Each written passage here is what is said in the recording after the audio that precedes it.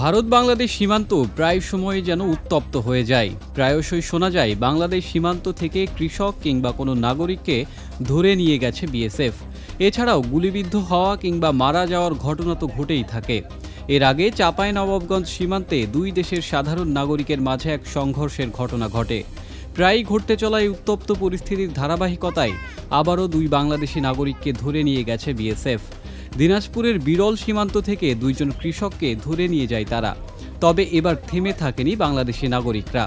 দুইজন কৃষক ধরে নিয়ে যাওয়ার ঘটনার প্রতিবাদে তাৎক্ষণিকভাবে দুই ভারতীয় নাগরিককে আটক করে বাংলাদেশে নিয়ে আসে গ্রামবাসী।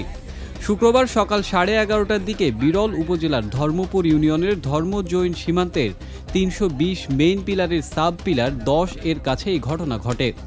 ধরে নিয়ে যাওয়ার ঘটনা নিশ্চিত করেছেন ধর্মপুর ইউনিয়নের চেয়ারম্যান নূর ইসলাম ও বিরল থানার এসআই কাউসার।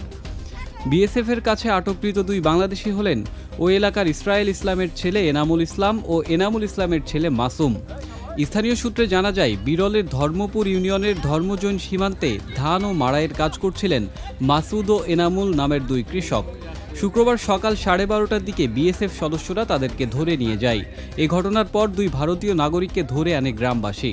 পরে বিজিবি সদস্যরা সেখানে গেলে ভারতীয় নাগরিকদের হস্তান্তর করা হয় বিজিবির কাছে।